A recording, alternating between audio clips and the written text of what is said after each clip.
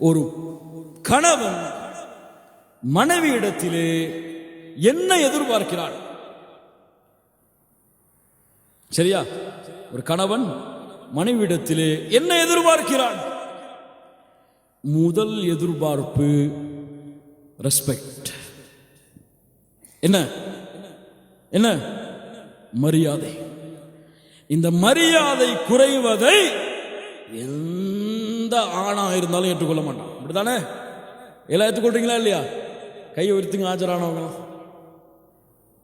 ஒரு சின்ன மரியாதை குறைஞ்சாலும் ஏத்துக்கவே மாட்டான். அப்போ நீங்க மரியாதையை கொடுத்தா என்ன வேணும்? என்ன கிடைக்கும் உங்களுக்கு? நீங்கள் மரியாதையை கொடுத்தால் அதற்கு பதிலாக அன்பு உங்களுக்கு கிடைக்கும். மரியாதையை கொடுக்கல, வெறுப்பை தவிர எதுவும் கிடைக்காது. கிவ் இட் அப் பாலிசி என்ன? நீங்கள் மரியாதை கொடுத்தால் அன்பு உங்களுக்கு அதற்கு பரிகாரமாக, அதற்கு மாற்றமாக கிடைக்கும். எதுல மரியாதை கொடுக்கணும்? முதல்ல கணவன் ஒரு டெசிஷன், ஒரு முடிவை எடுத்தால் அதை மதியுங்கள், அதை மதியுங்கள். கணவனுடைய அந்த முடிவை குறை சொன்னால் கணவன் ஏற்றுக்கொள்ள மாட்டான். ஆண்களுக்கு இயற்கையா அந்த ஈகோ இருக்கு. ஈகோ, இவ என்ன சொல்றது நான் கேட்கிறேன். கொஞ்சம் விட்டு கொடுங்களேன். மனைவிமார்களை பார்த்து சொல்றேன். உதாரணமா இங்க வர்றீங்க, இந்த ப்ரோக்ராமுக்கு வர்ற ஒரு வே வந்து வேற எங்கேயோ போறவே, உங்க கணவன் முடிவெடுத்துட்டார் அந்த வழியாகத்தான் போகணும்னு சொல்லி.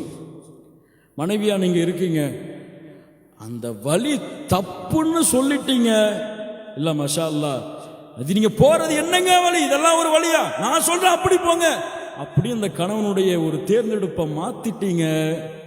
கண்டிப்பா உங்களுக்கு ஒரு பாசம்ங்கிறதே வராது அந்த இடத்துல. அதுக்கு பதிலா போகட்டும், அவரே தவறு செஞ்சு திரும்பட்டும் அந்த வழியில இருந்துன்னு சொன்னா, அவர் அந்த தவறை சமாளிக்கிறதுக்காக ஒரு பாசம் காட்டுவார். தவற நம்ம வழி தவறிட்டோம். ஒரு உதாரணத்துக்கு சொல்றேன், எல்லாத்தையும் நீங்க பொருத்தி பார்க்கலாம் உங்க வாழ்க்கையில. தவறை சமாளிக்கிறதுக்காக ஒரு பாசம் காட்டுவார். இப்படி அவருடைய தேர்ந்தெடுப்பு அனைத்தையும் சரிதான் சரிதான் சரிதான் அப்படின்னு விட்டுட்டீங்கன்னா, மரியாதை கொடுக்கப்பட்ட காரணத்தால் பாசம் கிடைச்சுக்கிட்டே இருக்கும். உங்களுக்கு தெரியுமா இந்த வேலையெல்லாம்? ஏன் நீங்க போட்டு பார்த்துட்டு வந்துருக்கிறீங்க அப்படின்னு தெரியாத ஒரு தெரிஞ்ச வேலையை பார்க்க ஆரம்பிக்கும் போது சொல்லிட்டீங்க, உனக்கு என்ன தெரியுமா? நீ எங்க படிச்சுட்டு வந்த? நான் படிக்காத படிப்பை நீ படிச்சுட்டு வந்த அப்படின்னு சண்டை ஆரம்பிச்சிடும். அவர் தவற உணரட்டும், அவரே வேற ஆளை கூட்டி பண்ண சொல்லுவார். அதனால முடிவிலே மரியாதை கொடுங்கள். அவருடைய தேர்ந்தெடுப்பில் சந்தேகம் கொள்ளாதீர்கள். மனைவிக்கு சொல்றேன், அவர் தேர்ந்தெடுப்பில் இவரெல்லாம் இதை செஞ்சிருவாரா அப்படின்னு அவரை பார்த்து சொல்லிடாதீங்க. நீங்கெல்லாம் இதை செய்வீங்களா அப்படின்னு சொல்லிட்டீங்க. அந்த ஈகோ இடம் கொடுக்காதே. நீ என்ன சொல்றது என்கிட்ட அப்படிங்கிற ஒரு எண்ணம் அதுவாக வந்து அந்த பாசத்தை தடுத்து விடும். அவருடைய அந்த ஈகோவை ஜெயிக்க விடுங்க. அந்த பாசம் உங்களுக்கு பரிமாறமாக கிடைக்கும். அதுபோன்று கணவனுடைய மரியாதை குறையும் வகையாக வேறு யாருக்கு முன்னாலும் பேசிவிட்டால் கணவன் உங்களுக்கு பாசத்தை தரமாட்டான். அந்த உறவு சரியான உறவாக இருக்காது. கணவனின் மரியாதையை எல்லா இடத்திலும் நிரூபியுங்கள். ஒரு சின்ன வேலை செஞ்சிருப்பார், அதை புகழுங்க. நேத்து எங்க வீட்டுக்காரரு எனக்கு பாத்திரம் கழுவி கொடுத்தாருமா அப்படின்னு சொல்லுங்க. அடுத்த நாள் அவராவே பாத்திரம் கழுவி கொடுப்பார். அவருக்கு துவைக்க கூட தெரியாது அப்படின்னு சொல்லிட்டீங்கன்னா துணி பக்கமே போக மாட்டார். அது மாதிரி அவருடைய மரியாதையை, கண்ணியத்தை எல்லா இடத்திலும் விட்டுக் கொடுங்கள். இது கணவனுக்கு. அந்த சைடு லைட்டா தொட்டுட்டு முடிச்சிருவோம். உங்களிடத்தில் இருந்த அந்த மனைவிமார்கள் என்ன எதிர்பார்க்கிறார்கள் தெரியுமா? நீங்கள் அவர்களுக்கு எப்போதும் பாசத்தையே காட்ட வேண்டும் என்று விரும்புவார்கள். இது எப்போதும் பாசத்தையே காட்ட வேண்டும் என்று விரும்புவார்கள். நீங்க உங்களை பார்த்து கணவரே நான் உங்களை நேசிக்கிறேன்னு சொல்றதை விரும்பவே மாட்டீங்க. ஆனால் மனைவி 5 நிமிஷத்துக்கு ஒருக்காத எதிர்பார்த்துக்கிட்டே இருப்பாங்க. அவங்க அழகா இருக்கணும், நீங்க சொல்லிக்கிட்டே இருக்கணும்.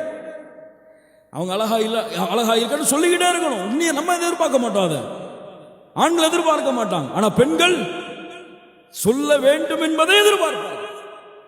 சொல்லிக்கிட்டே இருங்க. வீட்டுக்கு போறீங்களா அல்லது தூரமா போறீங்களா, ஒரு மெசேஜ் அனுப்புங்க, ஐ லவ் யூன்னு சொல்லி. என்ன இருக்கு மனைவிக்கு ஐ லவ் யூ சொல்றது வெக்கமா, ஹராமா, ஹலால்? திடீர்னு இப்ப அனுப்புனீங்கன்னா சந்தேகப்படுவாங்க, யாருக்கோ அனுப்புறத நமக்கு அனுப்பிட்டாங்களோ. அதனால அந்த உறவு பரிமாற்றம் என்பது ஆரம்பத்திலிருந்து அன்போடு பாசத்தோடு இருக்க வேண்டும். நான் கவனிக்கிறேனா, நல்ல கவனிக்கிறாரா, நான் நல்ல கவனிக்கிறேனா, நல்ல சமைக்கிறேனா நினைச்சுக்கிட்டே இருப்பாங்க. இந்த சமையல் பிடிச்சிருக்கா, ஒவ்வொரு தடவையும் சமைக்கும் போது நினைப்பாங்க இது பிடிச்சிருக்கா. அதனால் மனைவியின் சமையலை புகழுங்க. அல்லாஹ்வுடைய தூதர் ஒருபோதும் சமைத்ததை குறை சொல்ல மாட்டார்கள். மனைவி சமைச்சது நல்லா இல்லைனாலும் நல்லா இருக்குன்னு சொல்லுங்க, அவ்வளவுதான். ஹோட்டலுக்கு போயிட்டு இங்க பாரு இதான் சாப்பாடு, நீ வைக்கிறதெல்லாம் சாப்பாடான்னு சொன்னா அடுத்து உப்பே கிடையாது, அப்படித்தானே? அதனால போயிட்டு ஒரு எப்பவும் சொல்ற ஜோக்கு தான், அந்த இடத்துல சொல்லிக் கொள்றேன். அதனால போயிட்டு அலிம்சாவுடைய பயானை கேட்டு போய் மனைவியை புகழ சொல்லிட்டாங்க அப்படின்னு சொல்லிட்டு ஒரு ஆள் போய் அன்னைக்கு பார்த்து நிறைய சமையல் இருந்துச்சு. சரி ஓகே, மனைவி சாப்பிட்டு என்ன அழகா இருக்கு, என்ன டேஸ்டா இருக்கு அப்படின்னு சொல்லிட்டே இருந்தார். திடீர்னு பார்த்தா மனைவியுடைய முகம் மாறி போச்சு. என்னடா அலிம்சா தப்பா சொல்லி கொடுத்துட்டாரோ, புகழத்தான சொன்னார், நானும் புகழத்தான செய்யற, முகம் மாறுத, என்னம்மா கோபப்படுற, புகழத்தான செய்யற, இவ்வளவு நாள் நான் சமைச்ச எதுவுமே சொல்லலை, பக்கத்து வீட்டில இருந்து வாங்கிட்டு வந்தா இன்னைக்கு பார்த்து நீங்க சொல்றீங்களே அப்படின்னு சொல்றதுக்கு முன்னாடி கன்ஃபார்ம் பண்ணிக்கணும், நீ சமைச்சதாமா அப்படின்னு கேட்டுக்கொள்ளுங்க. அல்லாஹ் ரப்பல் ஆலமீன் நம்முடைய வாழ்க்கையில் எல்லா சந்தோஷத்தை மகிழ்ச்சியை மட்டுமல்ல மீதமாக்குவானாக. அதனால் வார்த்தை என்பது மிக முக்கியமானது. அல்லாஹ்வுடைய தூதர் ஸல்லல்லாஹு அலைஹி வஸல்லம் இடத்துல 5 நிமிஷத்துல முடிச்சிடலாம். அவங்கள்ட்ட ஆயிஷா ரலியல்லாஹு அன்ஹா கேட்பாங்க, என்ன எவ்வளவு லவ் பண்றீங்க அல்லாஹ்வுடைய தூதரே, என்ன வார்த்தை பாருங்க. ஒரு மனைவி அல்லாஹ்வுடைய தூதரிடத்தில் என்ன எவ்வளவு லவ் பண்றீங்க. அல்லாஹ்வுடைய தூதர் ஸல்லல்லாஹு அலைஹி வஸல்லம் சொல்லுவாங்க, அறுபடாத கயிறு எப்படி இறுகி இருக்கிறதோ அது போன்று உன் மீது எனக்கு காதல் இருக்கிறது. எப்பெல்லாம் சின்ன மனசங்கடம் வருதோ அப்பெல்லாம் கேட்பாங்க, கயிறு எப்படி இருக்கு அல்லாஹ்வுடைய தூதரேன்னு. அல்லாஹ்வுடைய தூதர் ஸல்லல்லாஹு அலைஹி வஸல்லம் சொல்லுவார்கள், அறுபடாமல் தான் எப்போதும் இருக்கும் என்று. சுப்ஹானல்லாஹி ரப்பில் ஆலமீன். அல்லாஹ்வுடைய தூதருடைய அந்த வாழ்க்கையை பாருங்கள். எல்லாத்திலையும் ஒரு விட்டு கொடுப்ப மனைவி எதிர்பார்ப்பாங்க. அந்த விட்டு கொடுப்பு இருந்தாதான் இருவருடைய வாழ்க்கையும் சிறப்பாக மாறுங்கிறத எதிர்பார்ப்பாங்க.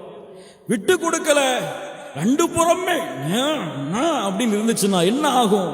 ஒரு உதாரணம் சொல்ற, ஒரு கணவன் மனைவி சண்டை, பேசவே இல்லை. கணவனை எழுப்பி விடுறது யாரு? மனைவி தான். எழுப்பி விடல 3 நாள் போச்சு. ஆபீஸ் போற டைம் எல்லாம் தினமும் போய் மேனேஜர் திட்டு வாங்குறது. சரி விட்டு கொடுப்போமே, நான் பேச வேணாம், எழுதி வச்சிருவோம் டேபிள்னு சொல்லிட்டு எழுதி வச்சாரு. நாளை காலை 5 மணிக்கு என்னை தயவு செய்து எழுப்பி விடவும் சொல்லி டேபிள் வச்சார். மறுநாள் எழுப்பி விட்டுருவாங்க நம்பிக்கையில படுத்தாரு. எழுப்பியே விடலை. திருந்தவே மாட்டாயோ அப்படின்னு சொல்லிட்டு குளிச்சுட்டு வந்து டேபிளை பார்த்தா 6 மணி ஆகிவிட்டது அப்படின்னு எழுதப்பட்டிருந்துச்சு. அப்ப 2 சைடுமே விட்டு கொடுக்கலாம். இந்த 2 தரப்பிலே ஒரு தரப்பு விட்டு கொடுத்தால் பாசம் என்பது அந்த தரப்பிற்கு அதிகமாகும். அதனால் இந்த அன்பையும் பாசத்தையும் பரிமாறிக்கொண்டால் அல்லாஹ் ரப்புல் ஆலமீன் இந்த வாழ்க்கையை மகிழ்ச்சியான வாழ்க்கை, என்ஜாய் யுவர் லைஃப், இந்த வாழ்க்கை மகிழ்ச்சியாக வாழ வேண்டிய வாழ்க்கை. கவலை இருந்தாலும் உங்களுடைய மனைவியின் முகம் அந்த கவலையை போக்கும். அல்லாஹ் அந்த மருந்தை உங்கள் மனைவி இடத்தில் வைத்திருக்கிறான். அதை நீங்கள் கொடுத்தால் உங்களுக்கு திருப்பி கிடைக்கும், நீங்க கொடுத்தீங்கன்னா உங்களுக்கு திருப்பி கிடைக்கும். ஒரே ஒரு ஹதீஸை மட்டும் மனசுல வச்சுக்கொள்ளுங்க. அல்லாஹ்வுடைய தூதர் ஸல்லல்லாஹு அலைஹி வஸல்லம் சொன்னார்கள், ஷைத்தான் தன்னுடைய அரிசை கடலிலே போடுகிறான், எல்லோரையும் அழைக்கிறான், படைகள் எல்லாம் வருகிறது, என்ன செய்தாய்? அதை செய்ய வைத்தேன் போ, அதை செய்ய வைத்தேன் போ. என்ன செய்தாய்?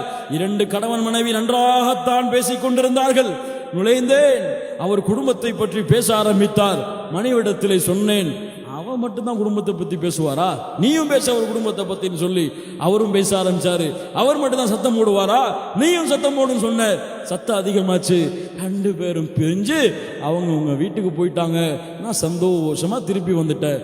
வாடா வாடா வாடா, நீ தான் இன்னைக்கு செஞ்ச வேலையிலேயே பக்கா வேலை செஞ்சிருக்க அப்படின்னு சொல்லி ஷைத்தான் மகிழ்ச்சி அடைவான். கணவன் மனைவியுடைய பிரிவில் மகிழ்ச்சி அடையவன் ஷைத்தான். இருவரும் அன்பையும் பாசத்தையும் வெளிக்காட்டுவதை பொருந்திக் கொள்பவன் அல்லாஹ்.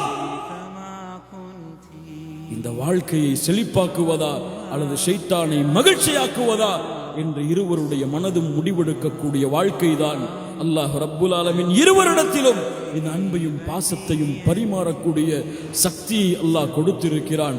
யார் மனைவியிடத்தில் சிறந்தவர்களோ அவர்கள்தான் உங்களில் சிறந்தவர்கள்.